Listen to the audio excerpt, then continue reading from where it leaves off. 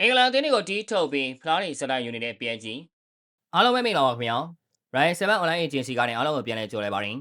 PSG ဆိုတဲ့နာမည်ကိုကြားလိုက်ရင် Premier League ပရိသတ်တွေကတော့အတော်လေးကိုရင်နာကြမှာပါ PSG ကသူ့ကိုလင်သမားလိကတကောင်းနဲ့ပြင်းပြင်းတော့ခေါ်ကြတဲ့ Premier League ပရိသတ်တွေအတွက်ဥရောပရဲ့အကောင်းဆုံးဟာသူတို့ဖြစ်ကြောင်းသက်သေပြခဲ့တာအချိန်ချင်းပါပဲ PSG ကပြီးခဲ့တဲ့ရာသီမှာ Champions League တက်ဖို့ကိုကာကွယ်ခဲ့ရပါတယ်လေးစစ်မှာဆိုရင်အပျော်တမ်းကန်နေကြ PSG ဟာ Play Off မှာ Monaco ကိုတီးထုတ်ပြီးတာနဲ့ Premier League နှစ်သင်းကိုဆက်တိုက်ပညာပေးခဲ့ပါတယ်PSG အားကြောက်တဲ့အဆင့်မှာညီမလေးတို့ Chelsea ကို H ချေမှုတို့ဖြစ်အောင်ပညာပေးခဲ့တယ်လို့ Quarter Final မှာလည်းဂျိုဂျာလေးတို့ကို၄စီးကလပ်နဲ့ဖျော်ဖြေပေးခဲ့ပါတယ်။ PSG အား Man City မှာ Mbappe တို့လို Superstar တွေနဲ့ Champions League ရရှိအောင်စ조사ခဲ့တာတော့အဆင်မပြေခဲ့ပါဘူး။ဒါပေမဲ့ Luis Enrique လက်ထက်မှာ PSG အား Star Player တွေကိုယ်တိုင်ဖန်တီးရင်တိုက်စစ်ရောခံစစ်ပါအကောင်းဆုံးအသင်းဖြစ်လာခဲ့ပါတယ်။ PSG က Semi Final မှာ Bayern Munich ကိုကြော်ပြတ်ပြီးတဲ့နောက် Final မှာတော့ Premier League Champion Arsenal ကို penalty အထိတက်ပြီးတီးထုတ်ပေးလိုက်ပါတယ်။ Champions League ကိုနှစ်ကြိမ်ဆက်တိုက်ရယူပြခဲ့တဲ့ PSG ဟာရာသီသစ်မစတင်ခင်မှာပဲEuropa League Champion Inter Milan နဲ့ UEFA Super Cup ရှင်ပြိုင်ကစားခဲ့ပါသေးတယ်။အင်္ဂလန်အသင်းမှရင်မညာတန်းတီးထုတ်တဲ့ PSG ကဒီကျင်းမှာလဲဗီလာကို2-1နဲ့နိုင်ယူပြီး Super Cup ကိုသိမ်းပိုက်ခဲ့ပြန်ပါတယ်။ PSG က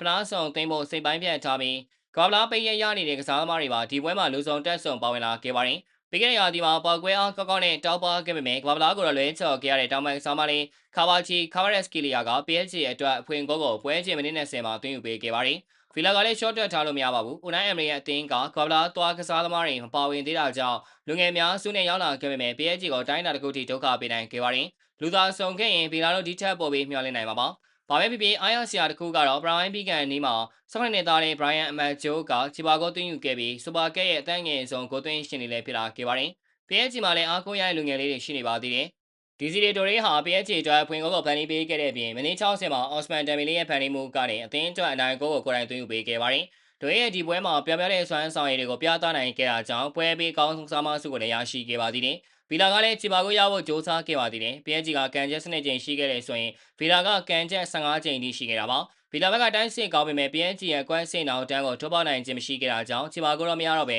တူဝက်နဲ့အရေးနေသွားခဲ့ပါတယ်။ PSG ဆရာက Unai Emery ရဲ့အသင်းကိုအထားမထားပဲတီးထုတ်ရင်နောက်ထပ် Premier League အသင်းကိုအနိုင်ရရှိခဲ့ပြန်ပါတယ်။ Unai Emery အတွက်တော့ Europa League ပြင် Super Cup ကို4ကြိမ်ကစားခဲ့ပေမဲ့4ကြိမ်စလုံးဒုတိယလူဖြစ်ခဲ့တာပါ။ Luis Enrique ကတော့2နေရာစီဆက်တိုက် Champions League 2ကြိမ် Super Cup 2ကြိမ်ရရှိခဲ့ပြီးအကောင်းဆုံးဥရောပအသင်းဟာ PSG ဖြစ်ကြောင်းသက်သေပြနိုင်ခဲ့ပါတယ်။ PSG ဟာပြီးခဲ့တဲ့ရာသီအတွင်း UEFA Champions League, Ligue 1, ပြင်သစ်စူပါဖလား UEFA Super Cup, FIFA Intercontinental ဖလားတို့ကိုရရှိခဲ့ပြီးဖလား၅လုံးချန်ပီယံဖြစ်ခဲ့ပါတယ်။ PSG ဟာ2016-19တုန်းက Real Madrid နောက်ပိုင်း UEFA Super Cup ကို2ရာသီဆက်တိုက်ရရှိခဲ့တဲ့ဒုတိယမြောက်အသင်းဖြစ်လာခဲ့ပါတယ်။ PSG ကရာသီသစ်အတွက်အခုကတည်းကအဆင်သင့်ဖြစ်နေပါပြီ။အရှင်လျှော်သောမရှိသေးတဲ့ Paris လေကြီးကဒီရာသီမှာရောပြင်သစ်ပြည်တွင်းလေးနဲ့ဥရောပခွင်ကိုနောက်တစ်ကြိမ်သိမ်းပိုက်ရင်အင်္ဂလန်အသင်းတွေကိုဆက်လက်တီးထုတ်ပြအောင်မလားဆိုတာရင်ခုန်စရာကောင်းနေပါတယ်။ကြည့်ရှုပေးကြတာကျေးဇူးတင်ပါတယ်။